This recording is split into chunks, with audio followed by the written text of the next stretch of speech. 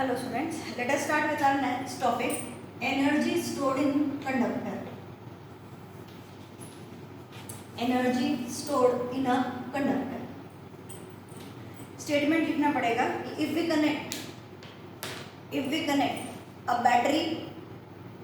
if we connect a battery across the two plates of the capacitor, the work is done by the battery in charging the capacitor. अगर हम parallel plate capacitor को क्या कर रहे हैं, battery से connect कर दें तो बैटरी कुछ काम करेगी. क्या काम करेगी? कैपेसिटर के अंदर चार्ज को स्टोर करने का. फुल स्टॉप करके एक डेफिनेशन लिखिए. The work done in charging a capacitor is stored in the capacitor in the form of electric energy.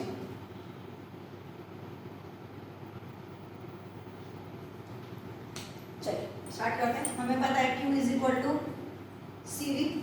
उसके बाद वर्क डन का फॉर्मूला, तो dW is equal to V dQ.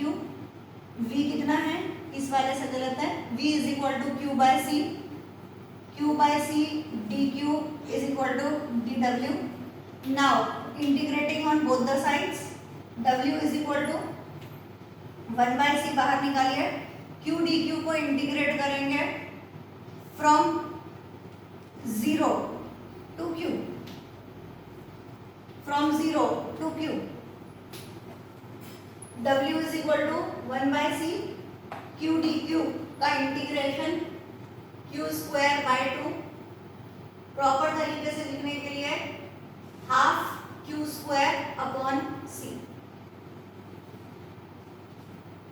ये हमारे पास हुआ energy stored in a capacitor. अब इसमें आप चेंजेस कुछ कर सकते हैं. जैसे हम लोग लिख दें कि Q is equal to CV, sorry ये Q स्क्वायर की जगह C square V square upon C cut हो गया. W is equal to half CV square, ये दूसरा formula.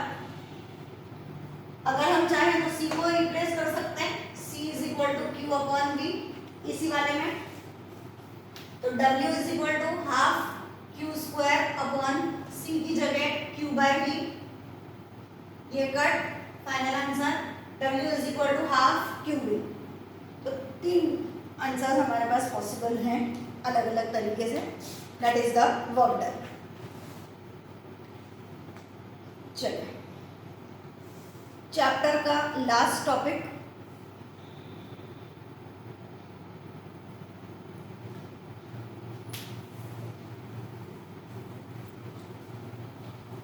Von de Graaff generator. Van de Graaff generator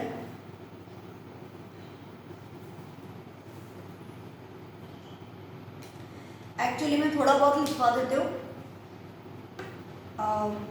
Gujarat board के जो students रहेंगे वो इसे हायर मार्किंग के लिए पूरा लर्न करेंगे. इसका प्रिंसिपल, वर्किंग डायग्राम और मोस्ट इम्पॉर्टेंट लिखकर आप लोग इसे कंप्लीट करेंगे. CBSE वाला डेफिनेटली हमें करना है, but I can take the guarantee कि हमें ये है, but it is important, you have to. ठीक. वॉन डी ग्राफ जनरेटर लिखिए. In 1931 RJ Van de Graaff designed an electrostatic generator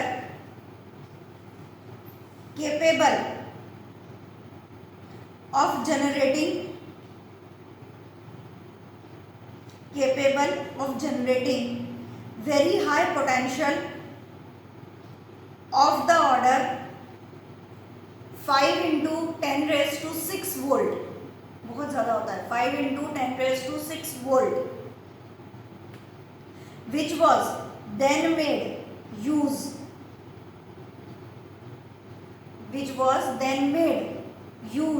to accelerate the charged particles so as to carry out nuclear reaction। याद आएगा आप लोगों को, हम लोगों ने कभी पहले पढ़ा होगा 10th के आसपास, न्यूक्लियर फिशन। न्यूक्लियर फिशन में क्या होता है, हम लोग बोलते हैं कि U-235 atom is bombarded by, है ना, bombarded by a fast moving neutron.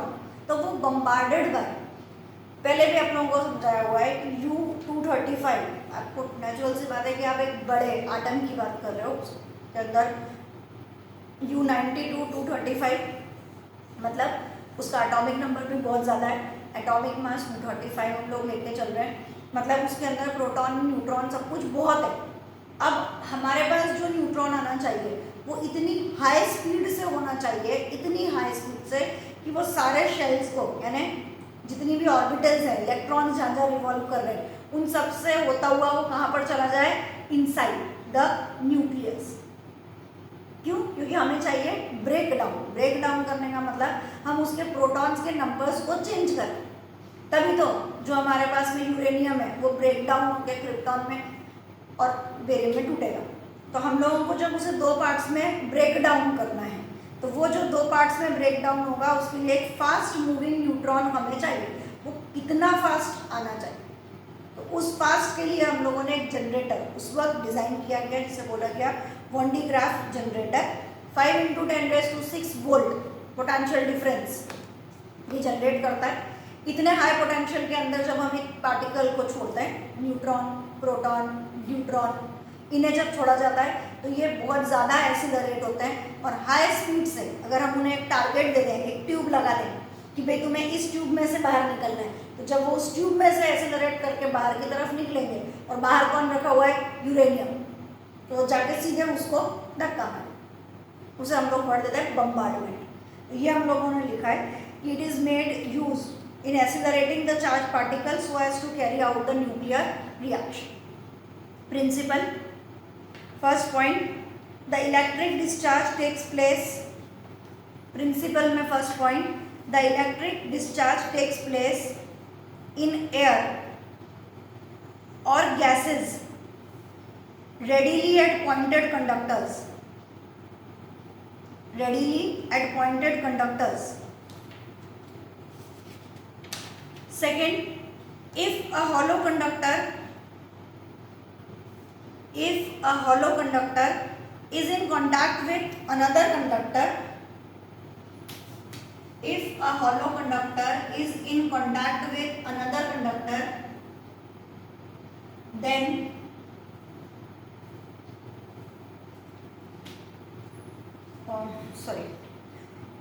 then as charge is supplied to the conductor, then as charge is supplied to the conductor, comma, the hollow conductor continues accepting the charge, accepting, ACCEPT, accepting the charge irrespective of how large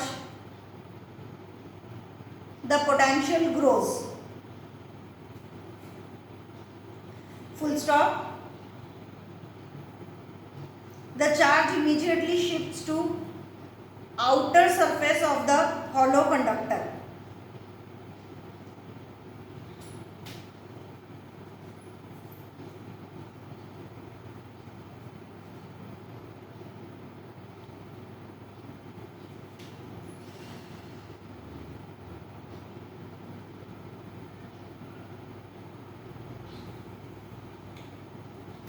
diagram आपकी book में दे रखा है, काफ़ी अच्छा diagram है, वहीं से करिएगा। ये वाला तो मेरा पार्ट सिर्फ हम लोग लिख रहे हैं, बना रहे हैं, ठीक है।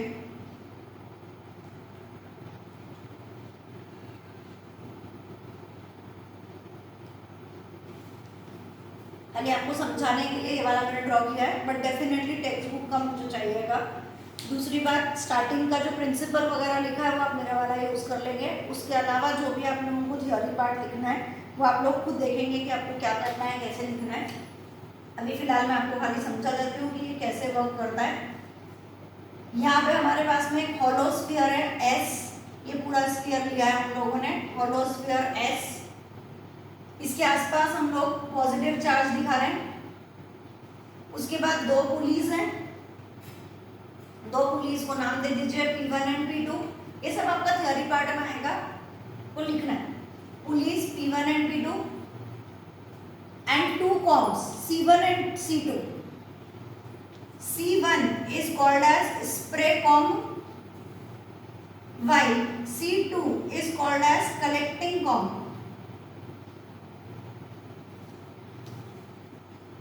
पता चलेगा। S hollow sphere, दो पुली P1 P2, दो com C1 C2, C1 spray com, C2 collecting com. बाकी सब जगह पॉजिटिव चार्ज दिखाई है, C1 और C2 के बीच में भी पॉजिटिव चार्ज दिखाई है। इधर हमें कुछ भी नहीं दिखाना है, इस साइड पे खत्म।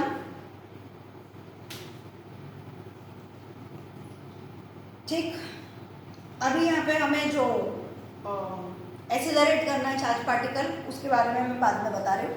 पहले हम इतना शुरू करते हैं कि हम लोगों ने इसे एक एक्सटर्नल बैटरी जनरेटर से, हम लोगों ने एक्सटर्नल बैटरी समझ लीजिए कि एक्सटर्नल बैटरी से हम लोगों ने इसे कनेक्ट कर रखा है। वो एक्सटर्नल बैटरी से ये जो पॉइंट C1 है, ये पॉइंट C1 पे चार्जेस आना चालू होंगे। ठीक है, जैसे ही यहाँ पे चार्ज आया, ये मूवेबल पुली है, ये मूव कैसे कर रही है, ये वाला पार्ट जो है, ये पार्ट ऊपर की तरफ जा रहा है, यहाँ तक गया, यहाँ तक गया, यहाँ तक गया। C1 से पहले हमने बोला एक्सटर्नल बैटरी से C1 पे चार्ज आ गया, ये मूवेबल पुली है, पूरे चार्ज कॉम C1 से ऊपर की तरफ जाना चालू हो जाए। ये पुली पे नहीं, कॉम पे अटैच है, ये मूव कर रहा है तो पॉजिटिव चार्ज भी ऊपर ऊपर ऊपर ऊपर ऊपर ऊपर जाता जा रहा है। कहाँ तक पहुंच गया? C2 तक। C2 को हमने क्या नाम दे रखा है? Collecting com. इस कलेक्टिंग कॉम को हम लोग हॉलो स्फीयर से ज्वाइन कर, ठीक है। जैसे ही अब चार्ज यहाँ पर पहुंचा, इसको चार्ज को मूव करने की जगह कहाँ पर मिली? हॉलो स्फीयर पर। तो ये चार्जेस जो हैं वो कहाँ पर स्प्रेड होना चालू हो जाएंगे? इस पूरे हॉलो स्फीयर के ऊपर मूव करना चालू कर देंगे। अब थोड़े से जो है वो लीकेज शो करेंगे, लीकेज ज्यादा ना हो इसके लिए हमने इसको बाहर एक स्टील टैंक के अंदर पैक कर दिया, ठीक है। ये जो ड्रॉ किया हुआ है, ये बाहर वाला हिस्सा ये पूरा स्टील टैंक है, जिससे लीकेज बहुत ज़्यादा ना हो जाए। अब यहाँ पर चार्जेस लीक होते जा रहे हैं और इसका पोटेंशियल जो है वो बढ़ता जा रहा है। क्यों? क्योंकि चार्जेस यहाँ चले गए, अब ये फिर मूव करेंगे, थोड़े से लीक हो गए, कम हो गए, और चाहिए वापिस, फिर भेजो, फिर भेजो, फिर भेजो, जब तक भेजते जाओगे, क्योंकि ये वाला तो मूवेबल है, इसने अपना दे दिया और ये खाली वाला मूव करके यहाँ तक आ गया, फिर भरेगा, भर के फिर ऊपर जाएगा, इधर चला गया, खाली हो गया, फिर मूव करके नीचे आ गया। तो मूवेबल पुली है, बार बार खाली होता जाएगा और बढ़ता जाएगा। इसके कारण जो पोटेंशियल है वो बहुत बहुत और बहुत ज़्यादा इंक्रीज होता जाएगा, ठीक है। अब हमने बोला कि जब पोटेंशियल बहुत ज़्यादा इंक्रीज होगा तो हम लोग यहाँ पर क्या भेजने वाले हैं? हम लोग यहाँ पर भेजने वाले हैं एक चार्ज पार्टिकल, है ना। हमने बोला प्रोटॉन भेज दीजिए, न्यूट्रॉन भेज दीजिए, न्यूट्रॉन भेज दीजिए, कोई भी एक चार्ज पार्टिकल हम लोगों ने यहाँ पर भेजा, तो ये हमारा कहलाएगा आयरन सोर्स। यहाँ पर हम लोगों ने पार्टिकल को भेजा, पार्टिकल के बाद में यहाँ से ट्यूब जाने दीजिए, ये पूरा ऐसा। मैंने आपको बोला कि जो चार्ज पार्टिकल है उसे एक्सीलरेट करवाना है, और एक्सीलरेट कैसे कराना है? एक प्रॉपर डिस्चार्ज ट्यूब से हम लोग को उसको बाहर की तरफ निकलवा देने का, नीचे तक शो करिए और यहाँ से उसका एरो मार्क नीचे दिखा दो, क्योंकि जहाँ पे ये खत्म होगा, मैंने बताया वहाँ पे आपको न्यूक्लियर रिएक्टर वाली जगह चालू हो जाएगी, वहाँ पे डेफिनेटली हमने यूरेनियम को रख रखा होगा कि इतनी तेजी से ये एक्सीलरेट करता हुआ आए और जाके बम्बार्डिंग शो, ठीक है। तो ये पूरा मेथड आपको समझ में तो आ जाएगा, लिखने का तरीका थोड़ा सा टेक्स्ट बुक की लैंग्वेज यूज करना पड़ेगा, फाइन। चलिए, इसके साथ हमारा चैप्टर जो है वो कंप्लीट हो चुका। आज थोड़े से न्यूमेरिकल्स हम लोग कैपेसिटर्स के ऊपर चालू करते हैं। उसके बाद में हम लोग अपने टेक्स्ट बुक के न्यूमेरिकल्स करेंगे, क्योंकि चैप्टर कंप्लीट करने के लिए टेक्स्ट बुक तो कंप्लीट करना ही पड़ेगी। तो टेक्स्ट बुक के अंदर जो भी न्यूमेरिकल्स हमारे पास में हैं हम फिर उन्हें कंटिन्यू करेंगे। बहुत सारे, जैसे लास्ट चैप्टर में भी हमारे पास में 30-40 थे, अभी फिर इतने तो आ ही जाएंगे जो भी हो। अभी फ़िलहाल हम लोग लेते हैं ग्रुपिंग ऑफ कैपेसिटर। हाँ डेफिनेटली अब हम लोग दोनों चैप्टर कंप्लीट कर चुके हैं, चैप्टर 1 चैप्टर 2। हम लोग चालू करेंगे अपना जेई वाला पार्ट, वो भी अपन लोग चालू कर देंगे, मोस्ट प्रॉब्ली कल से ही कर देंगे। और मैंने आप लोगों को बुकलेट जो है वो सेंड कर दी थी, उसमें एक टॉपिक आप लोगों का इलेक्ट्रोस्टैटिक का आ गया, एक बुकलेट और सेंड करूँगी जिसमें कैपेसिटर्स वाला पार्ट भी आ जाएगा। तो वो पूरा आप लोगों के पास में इलेक्ट्रोस्टैटिक का पार्ट पहुँच जाएगा। वो बुकलेट जो है वो डाउनलोड करके रख लेना, ठीक है। और जहाँ पर पॉसिबिलिटी हो अगर कोई अभी, तो दूसरे मोबाइल में रखना, क्योंकि जब मैं पढ़ाऊँ तो कम से कम आपके पास में सामने रखा हुआ थोड़ा बहुत मिल जाए, वरना हम लोग कैसे मैनेज करेंगे मालूम नहीं। देखते हैं क्या करना है, लेकिन हाँ बस अब हम लोग जेई चालू कर रहे हैं। इलेक्ट्रोस्टैटिक कोई छोटा मोटा चैप्टर नहीं है, जेई से करने के लिए काफ़ी अच्छा बढ़िया वाला। चलिए ग्रुपिंग ऑफ कैपेसिटर छोटे से शुरू करते हैं।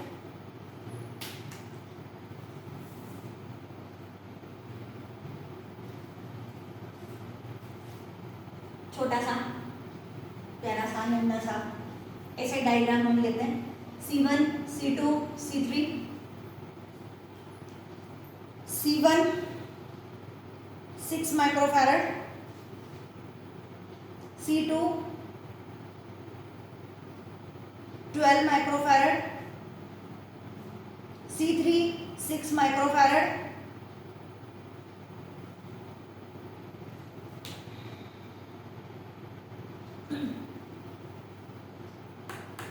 find the capacitance of the total arrangement। पता चलेगा 6 12 6, ये वाला 6 माइक्रोफैरड, ये वाला 12, ये वाला 6। सबसे पहले आप लोग एंड्स देखेंगे कि एंड कहाँ से कहाँ तक आ रहा है। यहाँ से हम लोगों ने चालू किया, दो पार्ट्स में डिवाइड हो गया। ये वाला सीधा जा रहा है, सीधा जा रहा है, सीधा जा रहा है, सीधा जा रहा है और बाहर निकल जाएगा। मतलब अगर यहाँ से Q चालू कर रहे हैं पहले दो पार्ट्स में Q1 Q2, यहाँ पे Q1 जा रहा है तो दोनों में भी Q1 ही जा रहा है। तो C dash is equal to C1, series combination है, 1/C dash is equal to 1/C1 plus 1/C2, 1/C dash is equal to C1 C2, यहाँ पे C1 plus C2, C dash is equal to C1 C2 upon C1 plus C2। अब ये बात ध्यान रखना कि ये पहला न्यूमेरिकल है और इसी में मैं समझा दूं कि हम बार बार ऐसा लिखने वाले नहीं हैं। अगर हमें सिर्फ दो का ही आंसर निकालना है तो हमारा पैटर्न रहेगा C dash is equal to C1 C2 upon C1 plus C2। अपन बार बार ये पैरेलल, फिर एलसीएम लेना, फिर ये करना, फिर ये करना, ऐसा हम करेंगे ही नहीं, क्योंकि हम लोग क्या करते हैं कि यहाँ तक अगर पहुँच भी गए तो रेसिप्रोकल लेना भूल जाएंगे। तो अभी से आदत डालिए कि C dash is equal to C1 C2 upon C1 plus C2। Shortcut इसमें नहीं समझाऊँ, शॉर्टकट जब जेई पढ़ेंगे तभी समझाए जाएंगे, क्योंकि ये आपका बोर्ड के अकॉर्डिंगली चल रहा है और बोर्ड शॉर्टकट नहीं मानेगा। वहाँ पर आपको प्रॉपर जो मेथड है वहीं पर चलना पड़ेंगे। तो C dash is equal to C1 C2 upon C1 plus C2। It is 6 into 12 upon 6 plus 12, 12 6 72 upon 18, answer आया 4। तो C डैश की वैल्यू हमारे पास में आ गए 4 माइक्रोफैरड। अब इन दोनों की जगह एक लगा दिया हम लोगों ने, कैसा हो गया आपका अरेंजमेंट। इसे बोलते हैं कि हम इक्विवेलेंट अरेंजमेंट ड्रॉ करने की आदत डाल रहे हैं। ए है, अब C1 और C2 की जगह हमने एक लगा दिया C डैश, और ये वाला हो गया आपका C3। डेफिनेटली दो पार्ट्स में डिवाइड हो रहा है, इसका मतलब both of them are connected in parallel. तो C is equal to C dash plus C3। ध्यान रखिएगा पैरेलल वाले में रेजिस्टेंस के सीरीज वाला फॉर्मूला होता है, तो कंफ्यूजन ना हो जाए। C dash plus C3, C dash की जगह 4 और C3 की जगह 6। Final answer 10 micro farad. ये उसके बाद में इसकी आदत आती है कि हम लोग इसका एक छोटा फॉर्म जो है वो बना के देंगे। चलो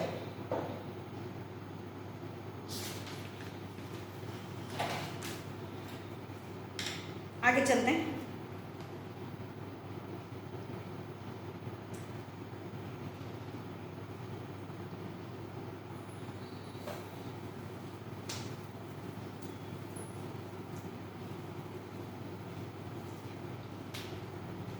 Question M. You are given 3 capacitors, each of 9 microfarad. In how many ways they can be combined?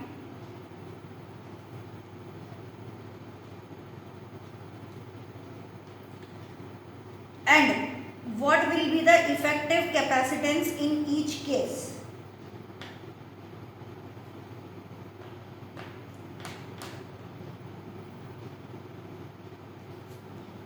क्या कर रहे हैं हम लोग, हमें 9 माइक्रोफैराड के 3 कैपेसिटर्स दे दिए हैं। अब इन 3 को हमें बताना है कि हम कितने तरीके से अरेंज कर सकते हैं और हर एक का इफेक्टिव कैपेसिटेंस कितना होगा। तो जब हम केस 1 ले रहे हैं तो हम लोग लेंगे कि all 3 are connected in series.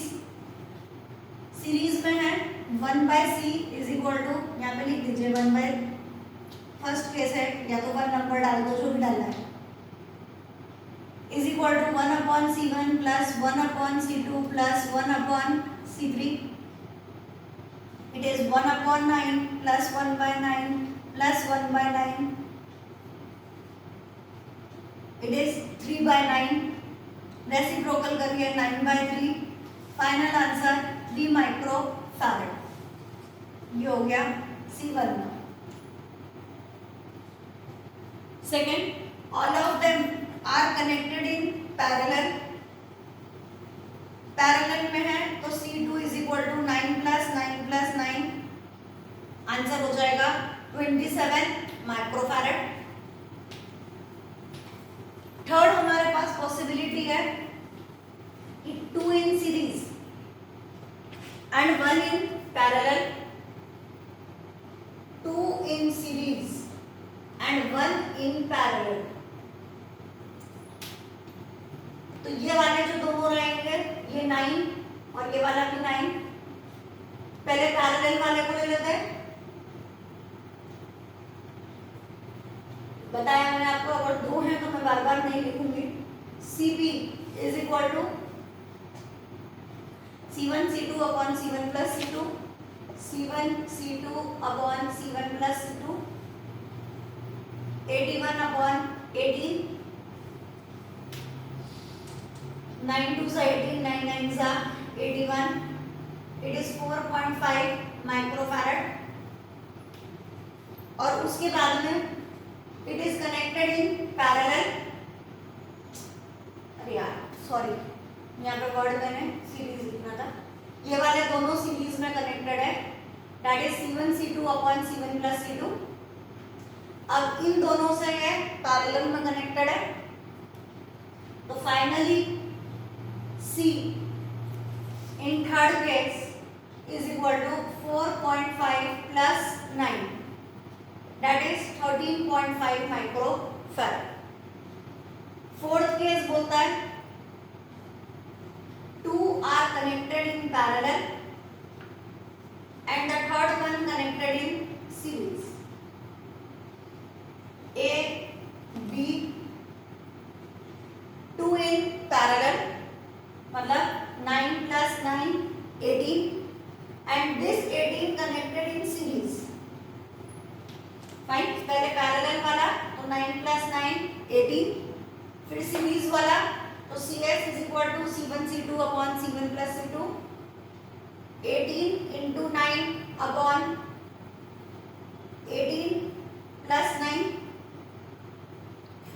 ये दोनों पैरेलल में हैं, आंसर आया 18। ये 18 इस 9 के साथ में सीरीज में है, तो C1 C2 upon C1 plus C2।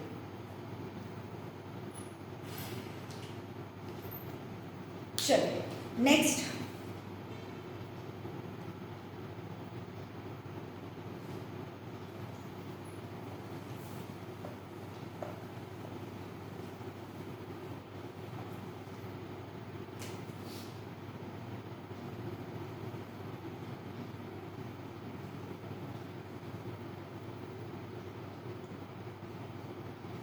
C1 C2 C3 C4 point A point B। Values C1 12 microfarad, C2 6, ये 12, ये 6, ये 6, ये वाला 12, और सारे माइक्रोफैरड में। जब सारे माइक्रोफैरड में दे रहे हैं तो हम अपना आंसर भी माइक्रोफैरड में दे रहे हैं। अगर आपको चेंज करना है तो लास्ट में जाके इंटू 10⁻⁻6 लिख के फैरड कर दो। चलिए, हमेशा मैंने आपको बोला अरेंजमेंट को छोटा करने की आदत डालिए। यहाँ से जैसे ही गए तो पहले वाला तो क्रॉस हो गया, ये वाले में जाके हमें दो रास्ते मिले। इसका मतलब ये दोनों आपस में जैसे कनेक्टेड है, they are connected in parallel. तो हम इन दो को सॉल्व नहीं करेंगे, हमारा काम है पहले जो कॉम्प्लिकेटेड पार्ट है उसे सॉल्व करना। जैसे हम मैथ्स में पहले ब्रैकेट सॉल्व करते हैं, उसके बाद में बाकी चीज़ों को हम लोग ऐड या सब्ट्रैक्ट करते हैं। ऐसे ही पहले इसे सॉल्व करिए, फिर हम बाकियों को देखेंगे। कैसा हो गया कि अगर हम यहाँ पे लें 12, तो इन दोनों की जगह मुझे एक लगाना है C डैश, और उसके बाद में फिर लगाना है ये वाला, तो ये C1, इन दोनों की जगह एक लग जाएगा C डैश, और ये वाला हमारा हो जाएगा C4, और ये हो जाएगा B। तब हमारा आंसर होगा, तब जब हम फाइंड कर लेंगे कि C1 C dash and C4 are connected in series. ठीक, इसको देखते हैं कि ये वाला तो 12 है, अब ये 6 और 6 कनेक्टेड इन पैरेलल। पैरेलल का फॉर्मूला C1 प्लस C2, तो C2 प्लस C3, 6 प्लस 6 कितना हो गया 12, तो C डैश की वैल्यू हो गई 12। अब ये भी 12, ये भी 12 और ये भी 12, all of them are connected in series। 1 upon C is equal to 1 upon C1 plus 1 upon C dash plus 1 upon C4, 1 by 12 plus 1 by 12 plus 1 by 12, it is 3 by 12, reciprocal करेंगे 12 by 3। एक्चुअली जब हम लोग competitive exam के लिए करते हैं, बोले बिना रहा ही नहीं जा रहा क्या करूँ क्योंकि बहुत लंबा जाता है, तब क्या है कि हमारे पास अगर ये सारे के सारे सेम हैं ना, 12 12 12 सारे कैपेसिटेंस की वैल्यू, कैपेसिटर्स की वैल्यू हमें सेम दे रखी है, और कैसे कनेक्टेड है, बोले सीरीज में कनेक्टेड है। तो हम लोग डायरेक्टली क्या करते हैं, जो भी वैल्यू दे रखी है वो, और अपॉन जितने कैपेसिटर्स लगे हुए हैं वो, सबकी वैल्यू कितनी है 12, और टोटल नंबर कितना है 1 2 3, यही तो आप हर बार कर रहे हो, 12 डिवाइडेड बाय 3। लेकिन ये वहां पर हम जंप मार सकते हैं, हमारे स्कूल के लिए, टेस्ट के लिए, बोर्ड के लिए हमें पूरा सिस्टमैटिक तरीके से लिखना कंपलसरी है। इट इज 4 माइक्रोफैरड, यहाँ पर कंप्लीट। अभी एक दो होमवर्क में ले लो, देखें जरा क्या होता है।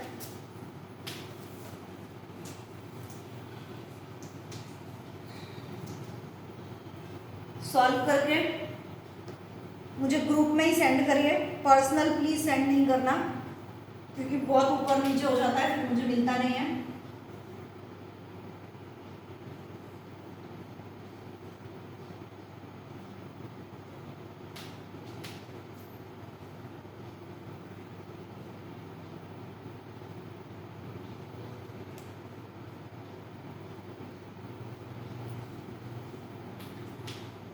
A B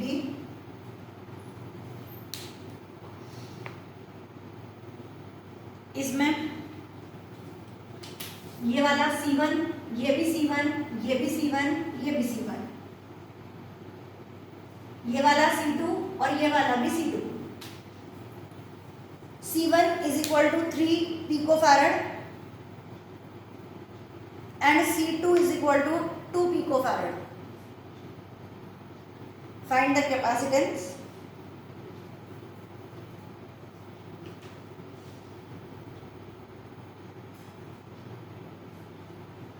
ऐसे जो डायग्राम्स होते हैं, हिंट देती हूँ क्योंकि फालतू गलत करोगे उससे कोई फायदा नहीं है, तो हम लोग यहाँ से शुरू नहीं करते, हम लोग उल्टा शुरू करना पसंद करते हैं।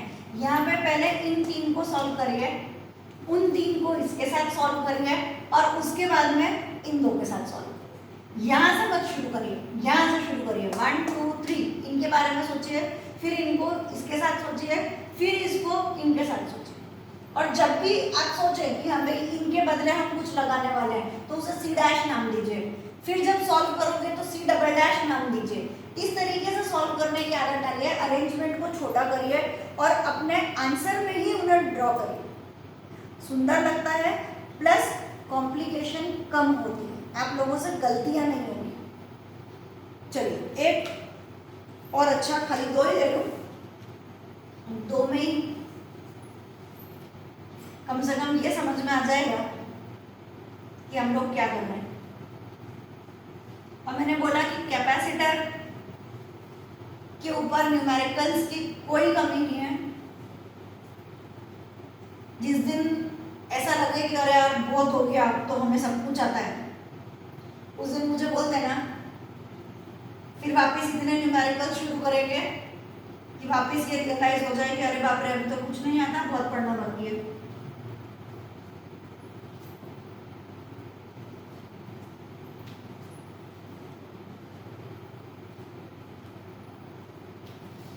C1, C2, C3, C4, C5 और C6, 6 कैपेसिटर्स लगे हुए हैं। Value C1 40 40, C2 60 60, C3 60, C4 60, C5 10, C6 also 10। चलो बस ये 2 क्वेश्चन सॉल्व करके मुझे सेंड करिए। बाय।